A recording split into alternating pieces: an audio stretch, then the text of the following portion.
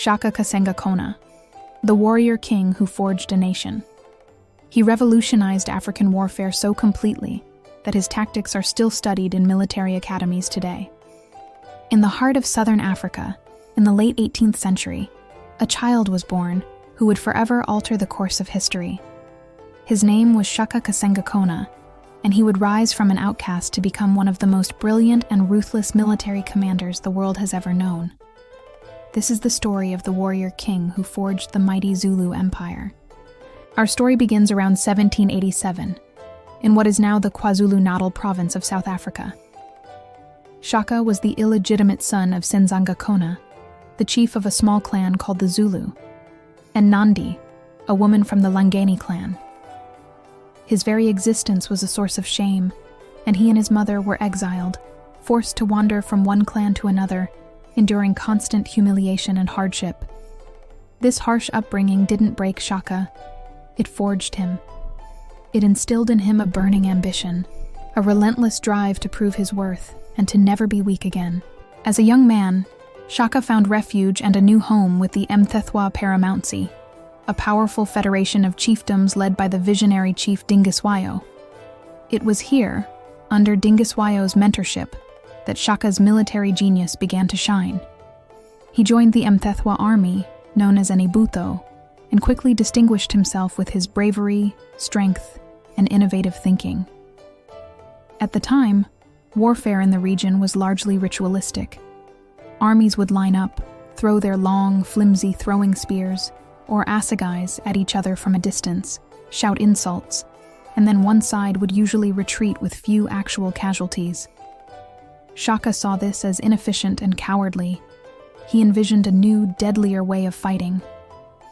He started by redesigning the primary weapon. He did away with the long, throwable assegai and created a new spear, the ikalwa. It was short, with a broad, heavy blade, designed for close quarters, stabbing combat. Its name is said to come from the sound it made as it was withdrawn from an enemy's body. To complement this lethal new weapon, he introduced a larger, stronger shield made of cowhide. This shield wasn't just for defense. It could be used to hook an opponent's shield and pull it aside, creating an opening for a fatal thrust with the ikalwa. But Shaka's innovations didn't stop with weapons. He revolutionized military organization and tactics. He drilled his warriors relentlessly, forcing them to march barefoot for up to 50 miles a day over rough terrain, to toughen their feet and increase their mobility. Discipline was absolute and brutally enforced.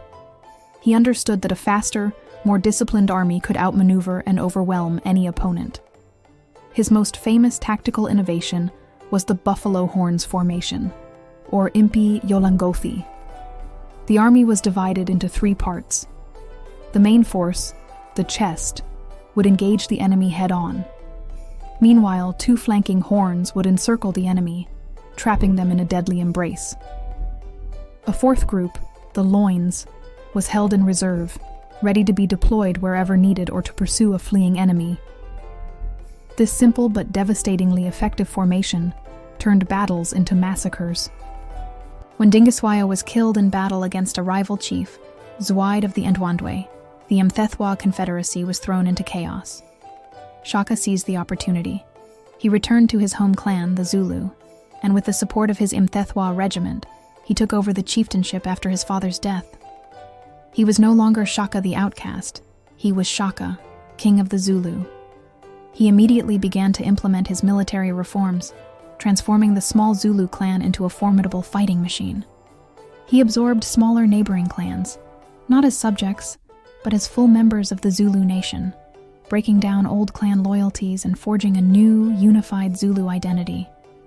All young men were conscripted into age-based regiments, the Amabuto, which served as both a military force and a national service corps, building a powerful sense of unity and shared purpose.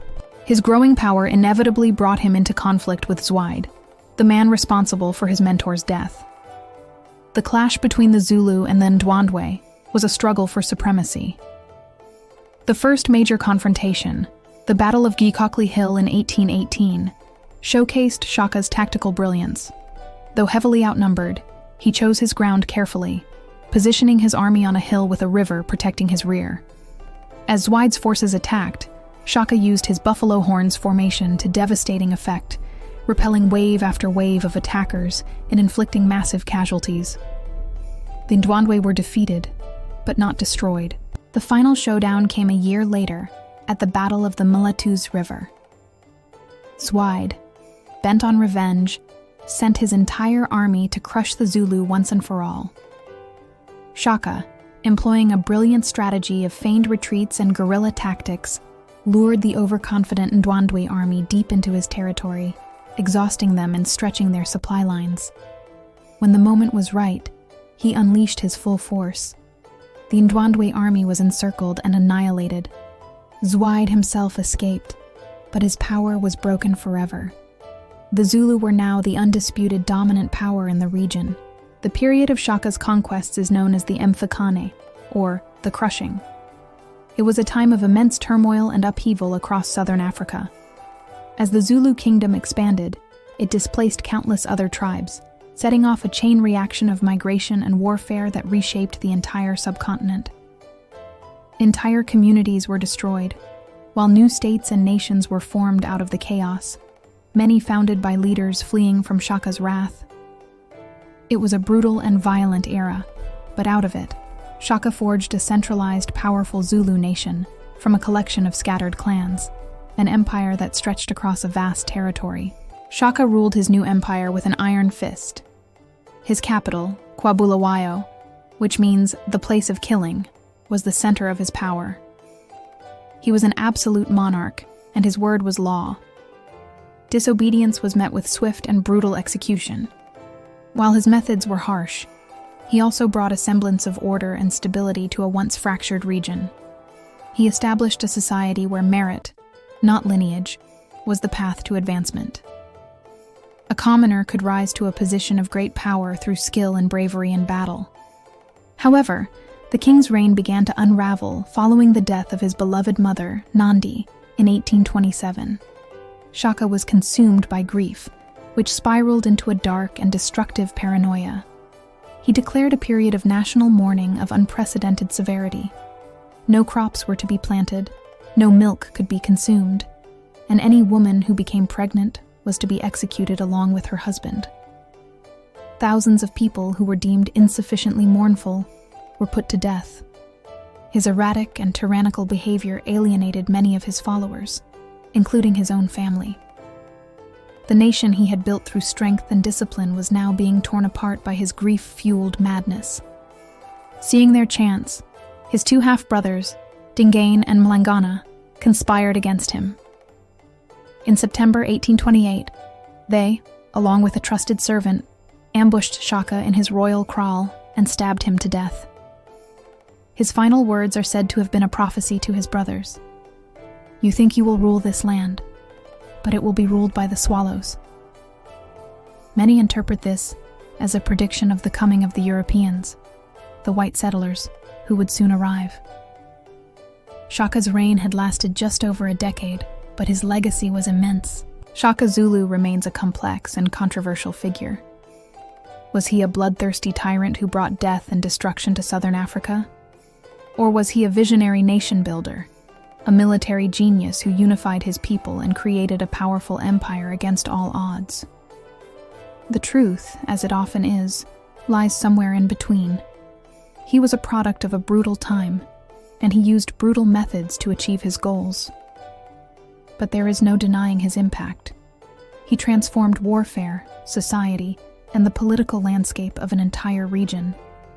He took a tiny, insignificant clan and forged it into the legendary Zulu nation, a nation whose identity and warrior spirit endure to this day. Shaka Kasenzangakhona was more than a king. He was a force of nature, an architect of an empire, and a name that will forever be etched in the annals of history. Thank you for joining us on this journey into the life of Shaka Zulu. If you found this documentary fascinating, please hit the like button, subscribe to our channel, and ring the bell so you don't miss our next exploration into the great figures of history. See you next time.